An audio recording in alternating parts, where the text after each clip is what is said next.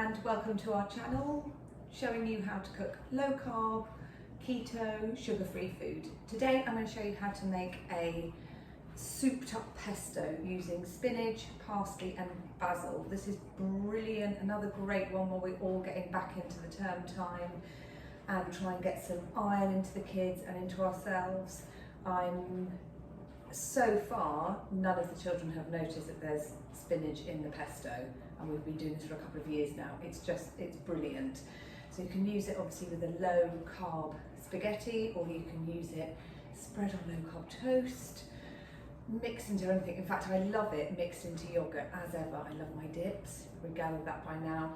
So a bit of this pesto mixed into a yogurt makes a delicious dip. First things first, what you need to do is brown off some nuts. And for this recipe, I'm not using pine nuts because they're so expensive. And as you've gathered by now, I batch cook. So I want to be able to make a load of this, like I'm making a whole jar's worth.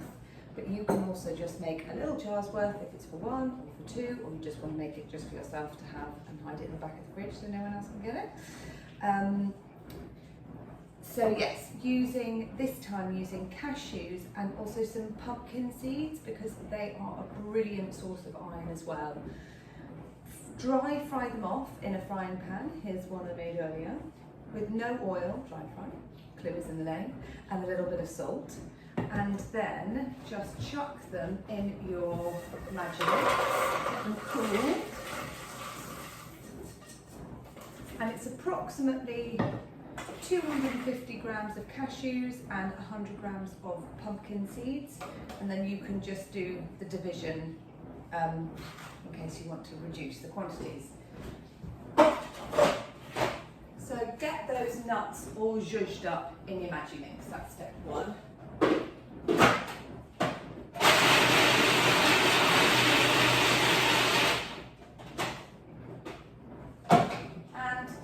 This is just so that they're broken down a little bit, ready to receive all these lovely greens. And of course the parmesan, and another, sorry to all the Italians out there, but another kind of budget hack is that we use grana padano, probably saying that wrong, because it's cheaper. And again, we're making for a busy and large family, and that just makes everything expensive. Busy makes things expensive. So I don't bother grating the cheese because I can't be bothered. You can if you want to. For me, it doesn't really make any difference to the consistency, apart from you will get an occasional lump of cheese when you're mixing in your pesto, which is a bonus, right? So cut them just into little cubes like that. And I'm using 2 packets of the grana padano. Chuck it into your Maggi mix. And then about 6 cloves of garlic. Usually we'd use more like 10, but I forgot to get garlic, so I'm just going to use 6 now. But again, it's up to you with your taste. I'm a garlic fiend. If I was making it for my mum, I'd use just 3 because she doesn't like it too strong. And then 1 lemon squeezed. Pour that over, try not to get the pips in. This is a bit of an old guy, this thing. And then we've got 200 grams of lovely basil, so nice. And if there are any bits that are slightly turning, pull them off, I'm not that fussy. 100 grams of parsley, and use the stalks. Don't leave those lovely stalks out. And 200 grams of spinach, and you can see I've washed it off, and then I've kind of dried out any of the water using a rather pretty cloth. It doesn't need to be pretty. And then with the olive oil, I would say roughly you need about 200 mils, but you do this by eye and you do it incrementally. So I'm going to start with like a generous splash just to get the cheese going. I'm going to grab a handful of basil, and you can see it looks pretty busy in the Maggi mix. So we do it bit by bit by bit. So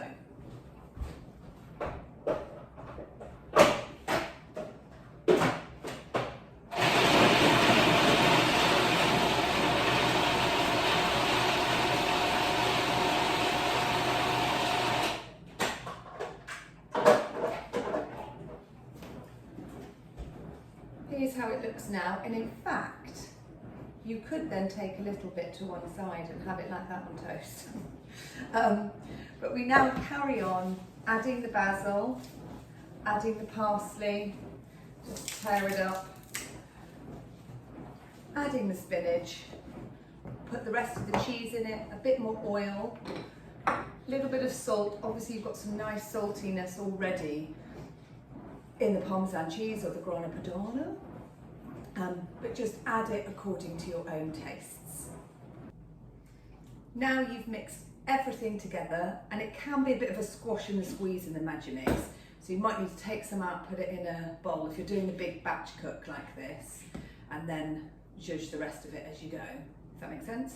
But you've then got this super green, incredible Popeye worthy eating pesto, which is delicious, which you can then decant into a beautiful kilner jar.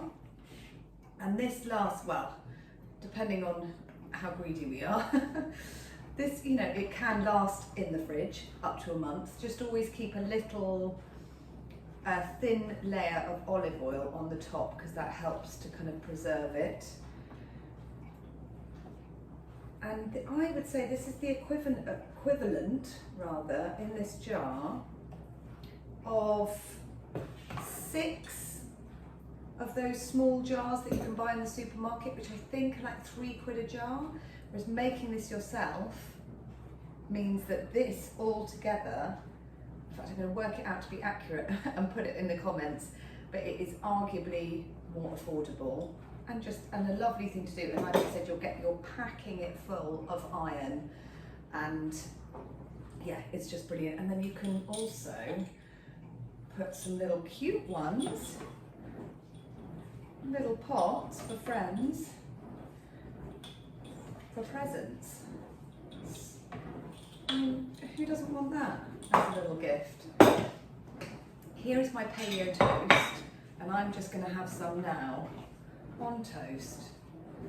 It is just, it's so good. I think we get really fixy about only having sweet things on toast, but of course you can have savoury. And that pesto just sets me up in the morning, and it doesn't feel weird. As long as you don't call it pesto on toast, that does feel a bit weird, doesn't